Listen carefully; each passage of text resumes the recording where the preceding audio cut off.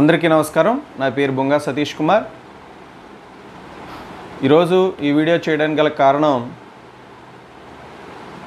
గత కొన్ని రోజులుగా మరి మా అధినేత అయినటువంటి జై భీమ్రావ్ భారత్ పార్టీ అధ్యక్షులు, వ్యవస్థాపకులు గౌరవశ్రీ జడా శ్రావణ్ కుమార్ గారిపై కొంతమంది పేటీఎం బ్యాచ్ అనుచిత వ్యాఖ్యలు చేయడం జరుగుతూ ఉంది. రాజకీయ రంగంలో వ్యక్తిగతంగా వ్యాఖ్యలు చేయడం మంచిది కాదు. రాజకీయంగా ఏ విధంగా ఆయన ఎదుర్కోవాలి, ఆయన చేస్తున్న రాజకీయంగా వ్యూహంలో ఏ విధంగా మాట్లాడుతున్నారు, దాంట్లో పొరపాట్లు తప్పులు ఉంటే ఆ విధంగా స్పందిస్తే అందరికీ మంచిగా ఉంటుంది. కానీ కొన్ని మీడియా ఛానల్స్, యూట్యూబ్ ఛానల్స్ ఈయనపై తప్పుడు ఆరోపణలు, తప్పుడు వ్యాఖ్యలు చేయడం జరుగుతూ ఉంది. దీన్ని మేము చాలా తీవ్రంగా ఖండిస్తూ ఉన్నాం. మరి శ్రావణ్ కుమార్ గారు రాజకీయ రంగంలో అడుగుపెట్టిన దగ్గర నుంచి ఈనాటి వరకు కూడా అహర్నిశలు అయిన పార్టీ కోసం, ఏ పార్టీ అయినా ఖచ్చితంగా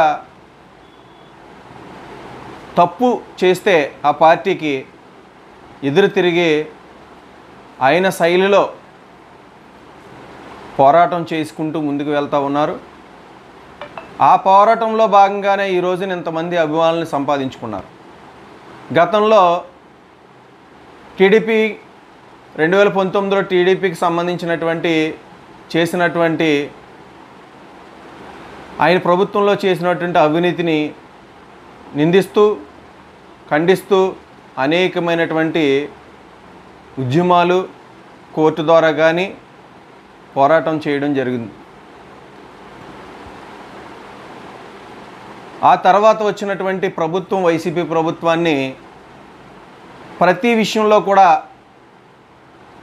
దళితులకి ఏ విధంగా అన్యాయం చేస్తున్నారో ఆ అన్యాయంపై ప్రతి విషయంలో కూడా ఆయన స్పందిస్తూ, కోర్టు ద్వారా సమాధానం చెప్తూ ప్రతి విషయంలో కూడా పోరాటం చేసుకుంటూ రావడం జరుగుతూ ఉంది.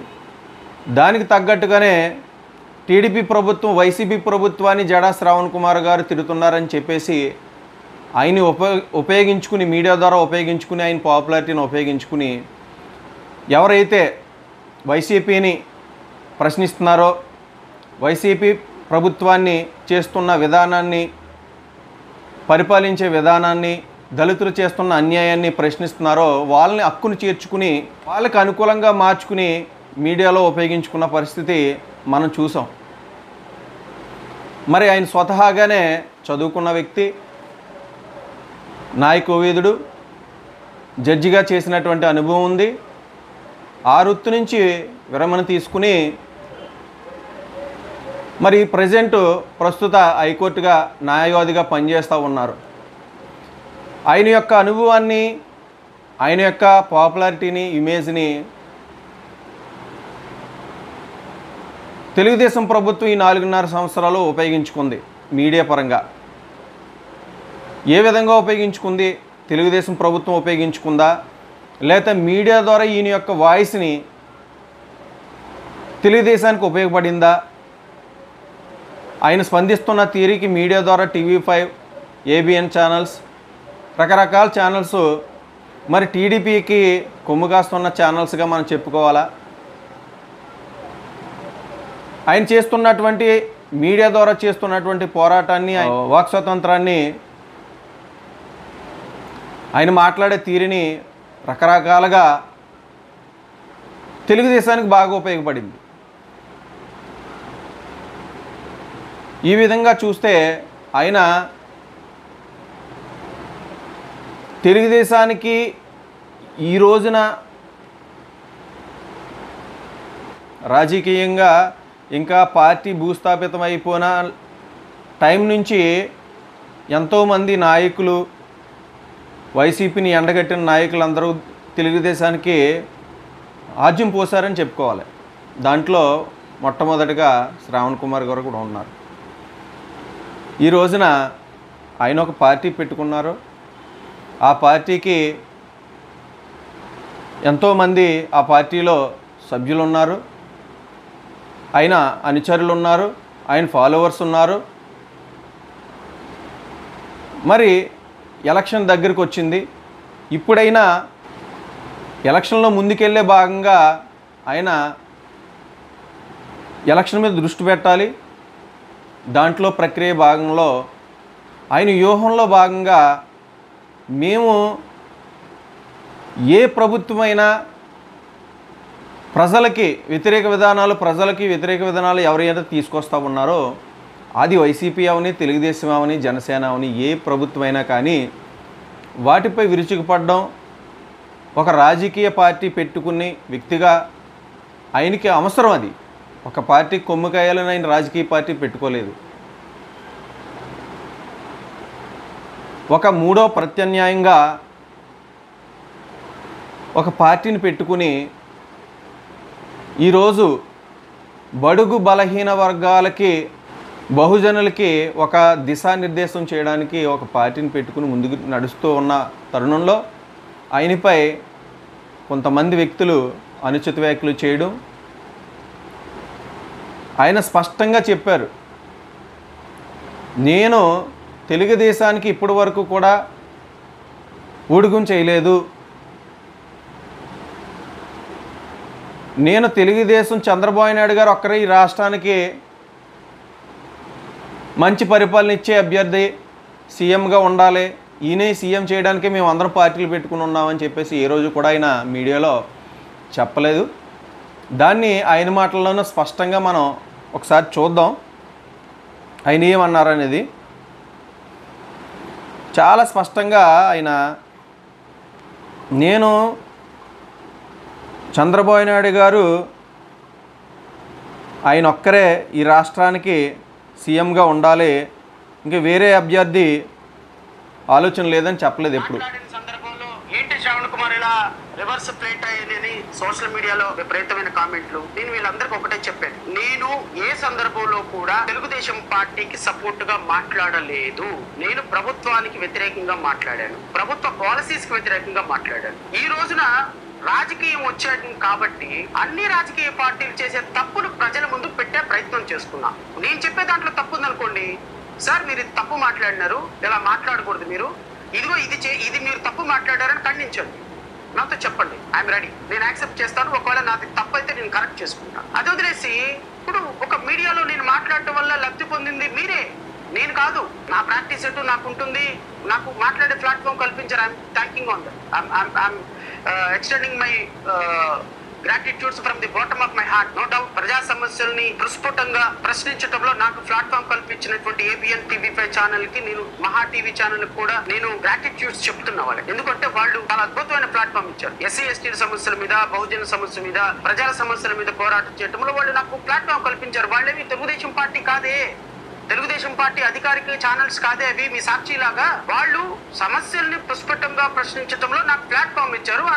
Extending my wishes and gratitudes to them. That does not mean నా వ్యక్తిగతమైనటువంటి అభిప్రాయాల్ని నేను తర్వాత మాట్లాడితే అదేంది మీరు ఆ ఛానల్లో కూర్చొని మాట్లాడారు కాబట్టి మీరు మీ వ్యక్తిగతమైన అభిప్రాయాలు చెప్పకూడదంటే, నేను ఆ ఛానల్లో ఏ సందర్భంలో అయినా సరే ఒక పార్టీకి కొమ్ము కాసిన, నేను కూర్చున్న ప్లాట్ఫామ్ లో మీరు చూసిన విధానం తప్పు, నేను మాట్లాడే విధానం తప్పు కాదు. అర్థమైంది కదండి.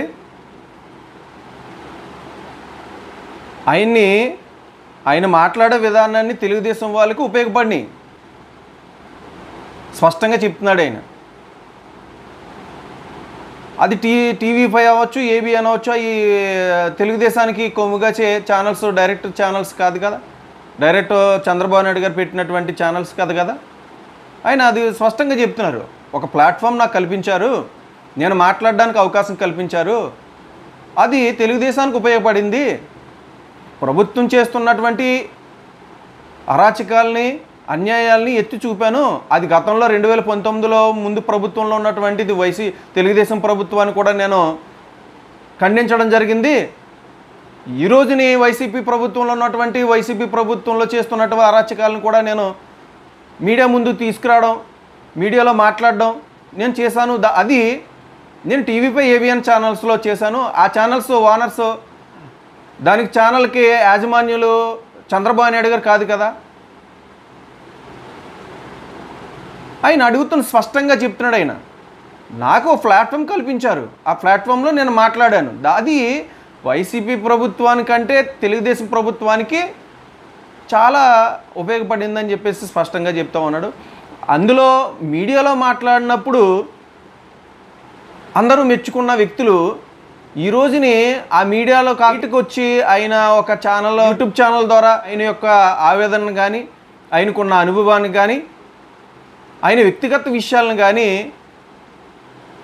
చెప్తూ ఉంటే అది మీకు నచ్చకపోతే ఆయన్ని మీడియాలో ఒకలా చూడాలి, ఆయన వ్యక్తిగతంగా ఒకలా చూడాలి. మీడియా పరంగా అక్కడ జరిగినటువంటి ఆ రోజు ఏవైతే రాష్ట్రంలో జరిగినట్టు విషయాలు ఏవైతే ఉన్నాయో వాటి మీద స్పందించే అవకాశం ప్లాట్ఫామ్ కల్పించారు.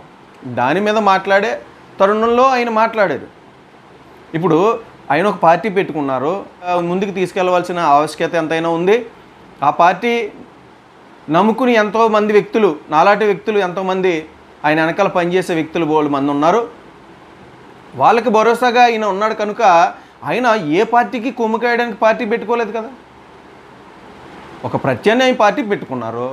ఆ పార్టీ తరపు నుంచి ముందుకు ఆయన ఉన్నటువంటి వ్యక్తిగతలను చూసుకుని ముందుకెళ్తారు. ఆయనకి ఏ పార్టీ రేపొద్దుట అధికారంలోకి వస్తుందో, లేకపోతే ఈ పార్టీని ఏ విధంగా బలోపేతం చేసుకుంటే బాగుంటుందో ఆయన యొక్క రాజకీయ వ్యూహంలో ముందుకెళ్తారు. ఆ వ్యూహంలో భాగంగా ఆయన చెప్పుకుంటూ వెళ్తూ ఉన్నారు. అది మీకు తప్పు అంటే ఎట్లా? ఆయన వ్యక్తిగత విషయాలు మాట్లాడితే ఆయన వ్యక్తిగతంగా ఆయనకున్న అభిప్రాయాలను పంచుకుంటూ ఉంటాయి ప్రజలకి. నేను ఒక పార్టీ పెట్టుకున్నాను, నేను ఏ పార్టీకి ఊడిగం చేయట్లేదు, నేను ఒక జై భీమ్రావ్ భారత్ పార్టీ అని చెప్పేసి ఒక పార్టీని బహుజనులందరికీ ఒక వారధిగా ఈరోజు నేను పార్టీ పెట్టుకుని ప్రజలకు రాగబోతున్నాను, ఆ పార్టీని ఆదరించండి. నేను టీడీపీ వైపు లేను, వైసీపీ వైపు లేను, ఒక ఇండిపెండెంట్గా ఒక పార్టీని మీ అందరి కోసం నేను పెట్టుకుని ముందుకు రాబోతున్నాను 2024 ఎలక్షన్లో.